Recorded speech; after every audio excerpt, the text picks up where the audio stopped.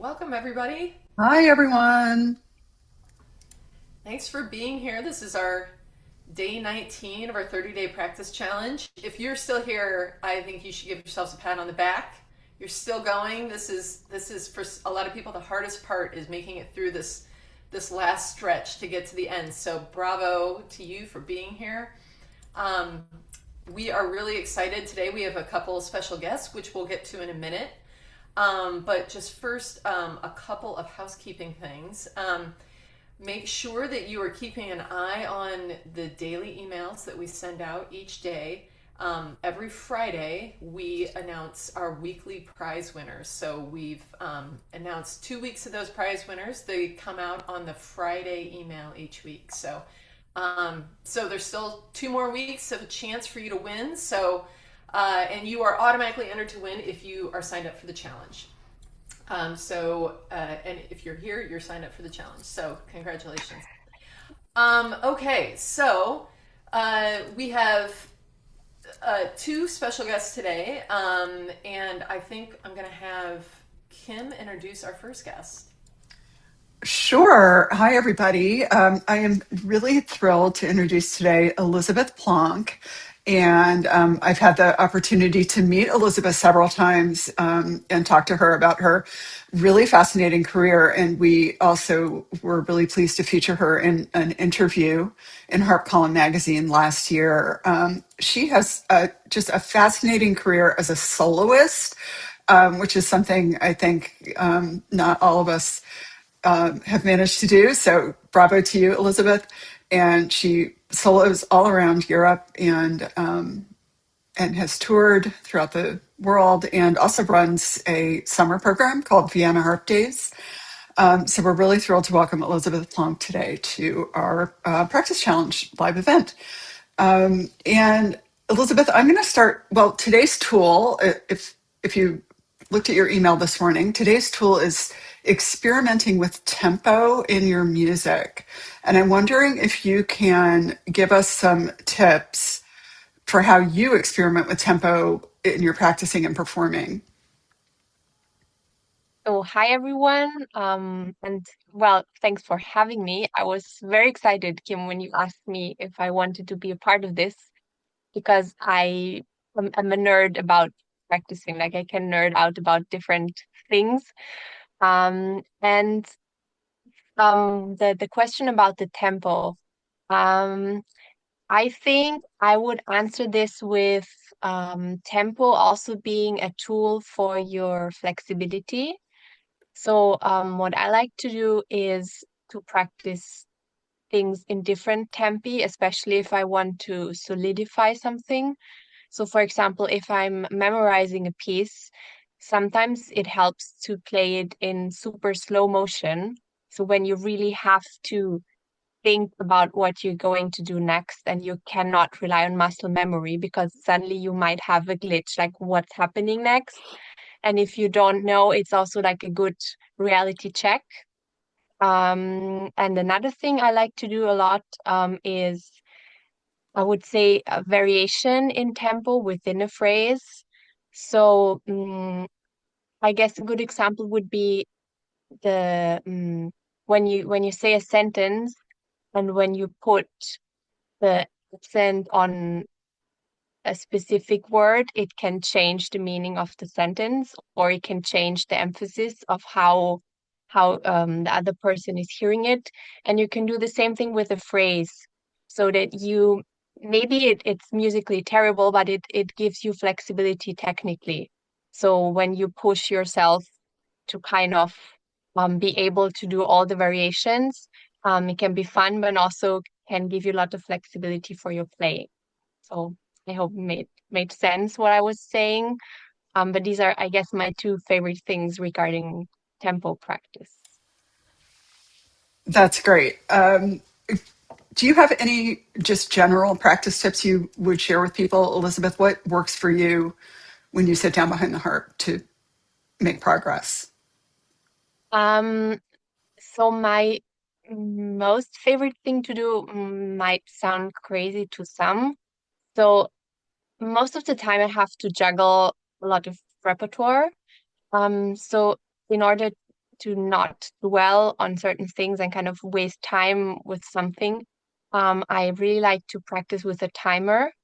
And also is like in terms of learning psychology, it's good to switch between things. So it's very exhausting when you practice, but it's good for your brain. So I like to put like 5 minutes and I practice 5 minutes on one piece and then the timer goes off and then I have to stop and I have to go to the next piece because that also means that I have to be very focused within those 5 minutes.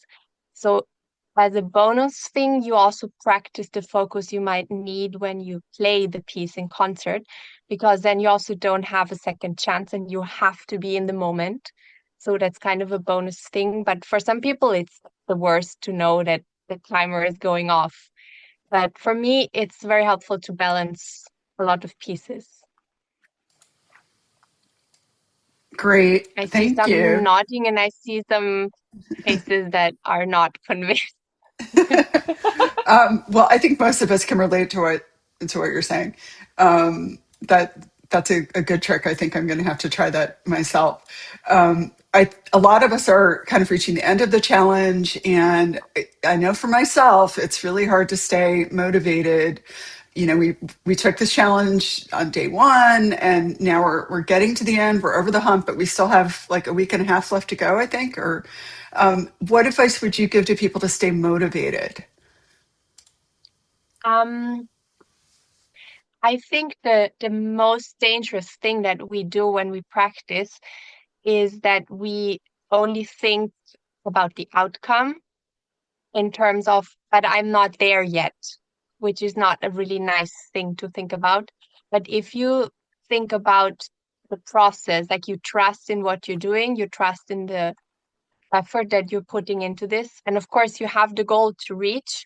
But if only the goal is what you have in mind, it's kind of disturbing because it's not in the tempo yet, it's not memorized yet. But if you know, okay, today I'm going to work on this and tomorrow I'm going to work on that, and then you will make progress without feeling bad about not being there yet. Hope that makes sense. Um, and also to just keep in mind, it's like seeing yourself every day in the mirror when you brush your teeth, you will not see such a big difference in comparison to a person who has not seen you for 10 or 20 years. They will see the difference. And same with practicing. If you practice it every day, you will not realize how far you've come. So I think you should be proud for the consistency and that you're still here and that you're working in a challenge because it's not easy. It's like practicing is hardest bit of our job, I guess, to just stay there and to know why you're doing it. Maybe also helpful. Yeah, valuable advice. Elisabeth, just from a practical standpoint, when you sit down to practice, what's your routine like? What's the first thing you do when you sit down for an average day? Um, First, I like to check what I need to work on, like really make a plan so that I know where I need to put most time, most effort in. And also just to check where I'm at, like with my weekly goals. Like, for example, I want to bring the one piece up to tempo, and then I see, okay, it's in this point, and I need to work on increasing the tempo more today, or I need to solidify memorization, things like this. And then I like to start with a warm up. And I guess after the warm up, I would go with the piece that bugs me most, like eat the frog first. Yeah. I like that. Eat the frog. Nice. Well, thank you so much for sharing these tips with us. I think I'm going to turn things over to Allison and our next guest, and then we'll come back and ask you a few more questions at the end, Elisabeth. Sure. Yeah, that was great. Thanks, Elizabeth. I love these little gems we get from people when we kind of delve into these personal practice routines and outlooks. It's really interesting every time. So thanks, Elizabeth. Um, Lishan, Lishan Tan is a Singaporean harpist. You're currently living in Boston, is that right? Lishan, is that where you're joining us from today? Yeah, that's where I am today. Awesome. And you're pursuing a doctorate. at the New England Conservatory, studying with Jessica Zhao. We first came to know Shan several years ago. She's been a contributing writer for Harp Column, so you might have seen her writing in several issues. Most recently, Shan competed in the USA International Harp Competition this past summer, and she interviewed the winner, Shamim Manu, excuse me, who Practice Challenge participants might know because she joined us in our kickoff party on January 1st. But we'll paste a link to the interview that you did with Shamim because it's just a fabulous conversation that you had with her. But Lishan, you're an amazing harpist in your own right, and you won the 6th Mexico International Harp Competition several years ago. Like I said, you competed in Bloomington, and you've performed with orchestras and groups on international stages. So we'll kind of start where we did with Elisabeth. If you want to take us to your practice routine and looking at today's practice challenge tip, how do you use tempo in your practicing? Yeah, absolutely. Well, of course, first, thank you for having me, and I'm like happy and excited to just share things that I've learned over the years with practice. I think there's no like one size fits all, and it's finding out what really works for your style, how you process the music and everything. With regards to like tempo for today's challenge, um, I actually relate a lot to what Elizabeth said of like experimenting with faster and slower and like really going really slow to make sure you know the music. But something else that I like to do is after you've learned the music and you're more familiar with it and you're trying to experiment with timing and musical and expressive possibilities, I like to do something like I call almost like no holds barred, where you push the tempo to the extreme and pull it back to the extreme and just like experiment so much with timing. And if you can record yourself, or even if you just like see, oh, I did this so much faster, do I actually like it? And then negotiate the outcome at the end and find something that really speaks to you. But for me, allowing myself to do that, it's quite freeing in some way. But of course, always remember to ground yourself back with what the rhythm actually is as well. Right, right, right. Important. Um, so you're still in school, so practice, I imagine, is a very big part of your life still. And so, do you have a favorite practice tip or trick or something that you'd like to share with our participants? Interestingly enough, even though I'm still in school, because right now I'm writing my dissertation, practice has become much lesser. But I still am maintaining like my freelance with like the symphony and everything. So being very intentional with your practice is really important, whether you need to plan it. I know for some people it works with every 5 minutes or every 20 minutes what I'm going to work on. Um, and for some, it's just, I'm going to work on this piece for the session and find what works for you. I like to sort of mix between both. And I also, sometimes we think like practice is to just have the goal of getting better, but we forget to have fun. Um, to me, that's what I love about practicing is just having fun, experimenting, figuring out, and once you like also get to your goal of achieving it, it's like, yeah, I feel like so good. Like I did something great in this practice session today, and you feel prepared for the next thing that you have coming. Yeah. Yeah, I love that. Finding the joy in practice. Imagine that. It's a novel concept. Great advice. Um, yeah, I agree. Um, Lishan, do you have like a routine, a first thing that you do when you sit down at the harp to practice? I do. Always depending on what I have to prepare, but I find what's really grounding is actually starting with scales. scales and arpeggios. I set the metronome to like quarter equals to 60, and I just like go through every finger skill, like and it's not just the skills that we typically do with all the turns. I do like 2-1, 2-1, 3-1, 3-1, every single thing. That takes maybe like 5 to 10 minutes, but it just centers me for the entire practice session. And I feel that like it's really good because then you get so focused, then you can move on and start on the next thing. I like that. I like that. Um, okay, do you have any motivational tips to keep all these practice challengers going for 11 more days? I think, like I said earlier, find something fun that you like. Why are you working on the piece? Find something that you absolutely love on the for the piece, and be like, this is why I'm playing it.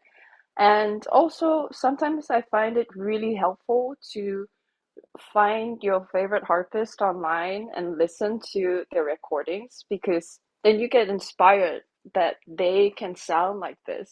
Just yesterday, I went to watch a concert of Ravel Introduction and Allegro. I didn't even know it was happening. I just went and I was so happy because you hear that and you just immediately are inspired again. And it's like, I want to get back to my harp now because I want to practice. I love that. That's great. Okay, well we're gonna wrap things up. If anybody does have any questions for Elisabeth or Lishan, please put them in the chat. But we're gonna just maybe one question more or so. I'm curious, Lishan, what is your favorite piece to practice? Like if you sit down and you just like, I need to find that joy at the harp, what will you sit down and practice? Oh, that's That's a hard question. I know. I put you on the yeah. spot. I would say I kind of go between three pieces that is just in the repertoire and it just brings me so much joy. Grand Journey Rhapsody, the Godefroy La Danse des Cifres. That piece just brings me so much joy because it's like wow. And also actually Damas Sicilian Berry. Somehow these three pieces are in some way like my like core pieces that I will always hold with me, and revisiting them is always like a good memory. I love that. Love that. Elisabeth, same question to you. What piece would you go to? I was thinking about that, and I think for me, it always changes. Like on the repertoire that I might be playing right now, usually then it would be something contrasting to that. But a piece that always grounds me, or at least the beginning before it gets crazy, is Châtelaine. Because you can really look for a great sound. Or I also like to play it if I have to perform on a harp that I don't know, just to understand the resonance of the instrument. Yeah.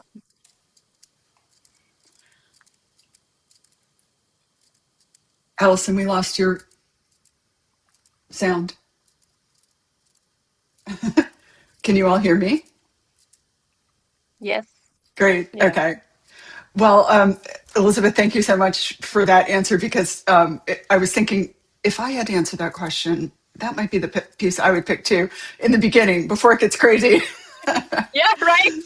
Yeah. So it's really great to hear what you both like to sit down and play.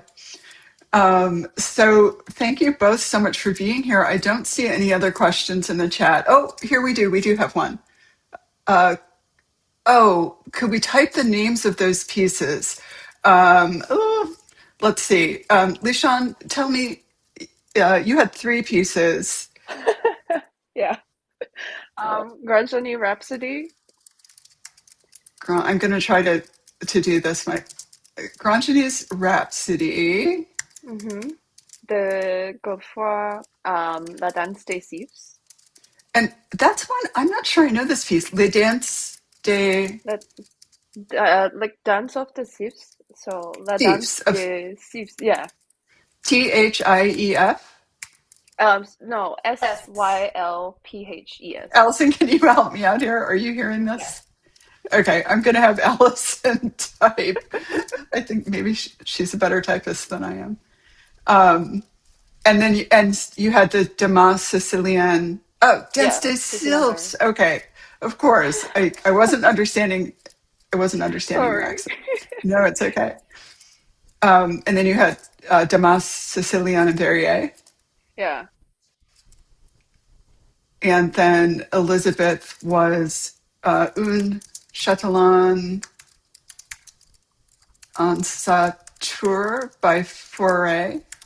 I think I have that right. Yeah. Yeah, great. Okay. Well, I do want to remind everybody that we have our final live event will be next Monday, January 26th, with Catherine Ciochi. And we are recording all of these and putting them up on our YouTube channel. So you can find the recordings there if you missed any of the live events during the practice challenge. And let's see, scroll back for questions. Here we go. We do have a question. Somebody's asking, I've only been playing Celtic harp a few years. I'm in Florida and we just had a cold front. My harp started making all kinds of noise, probably from the pickup. Do any of you have any suggestions for what to do when weather changes affect your instrument? Is there anything you would recommend? I guess it's just changing back at some point, at least here.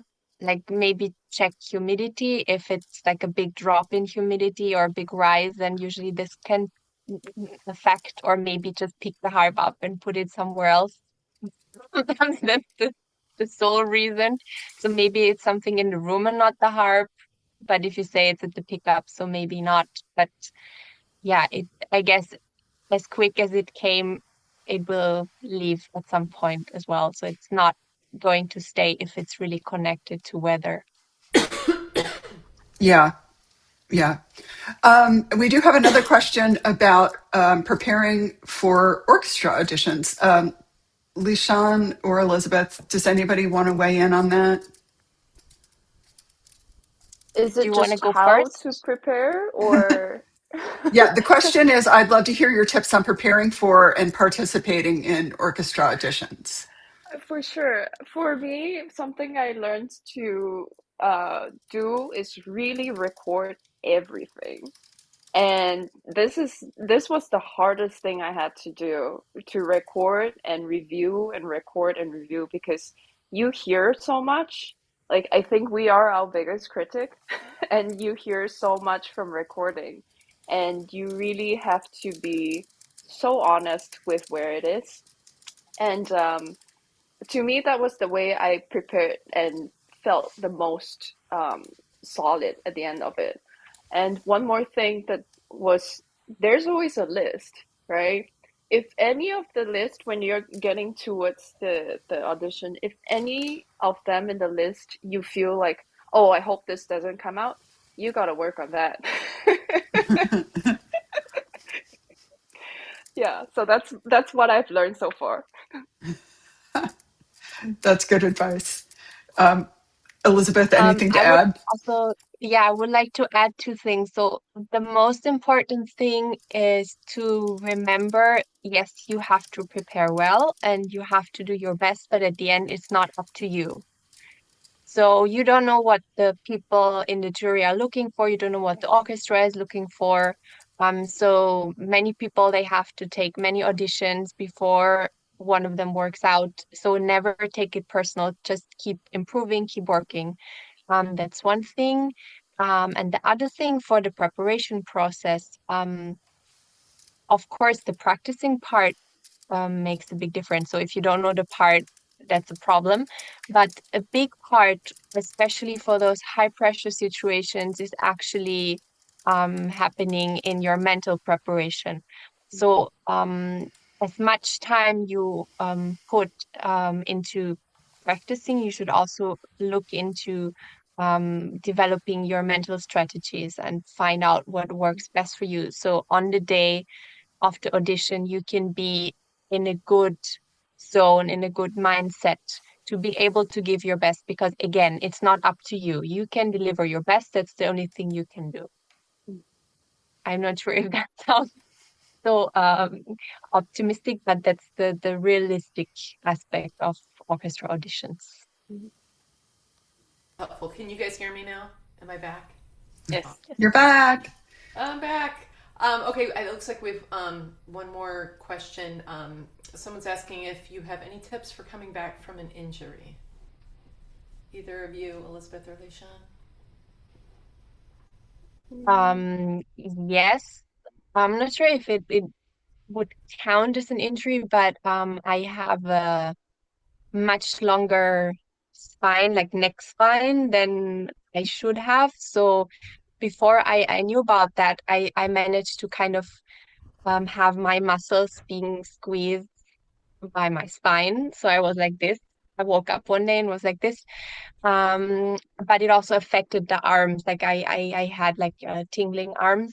And so I had to work a lot on getting those muscles strong to support the spine.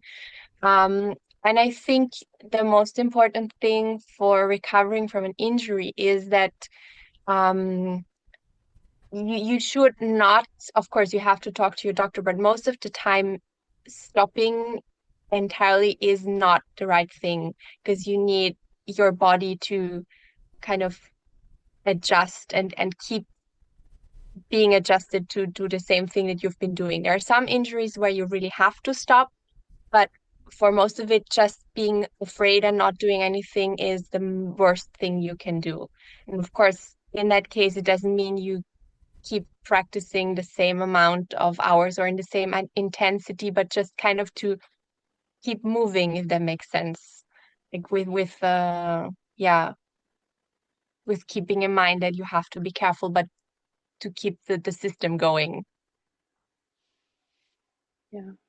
Could I also add something to that? I find that um, of course, it first depends on what kind of injury, whether it's with the hands or if anything at any other parts of the body. But I always think that whenever I come back to the harp after a long period of time, just take it slow. You really have to listen to your body, and even during like normal practice you have to listen to your body. If something doesn't feel right, if you need to look at a certain technique like differently, you have to just take it slow and let you it also has to feel good, because once it's not feeling good, then there's something you have to look at there, I think. Great advice. Advice. Yeah. Good advice from both of you. Thank you both so much. This has been great. Yes. Thanks for all the good questions from all of our participants today. Um, and I think that about does it. I hope that everybody joins us next week, next Monday, the 26th, for our last live practice challenge event. Catherine Siucci will be our guest. The link is in the chat above. So check that out. And once again, thank you, Elisabeth. Thank you, Shan, for Thank being here you. with us today. And thank you for everybody, all of our practice challenge participants, for being here, and keep practicing. Yeah, wishing you lots of motivation for the final days. And I hope you keep going and I hope you're proud of coming that far. Great Yeah, advice. definitely, everybody keep going. That's it. Keep going. Yay. Thanks, everyone. See you Thank next you. week. Bye.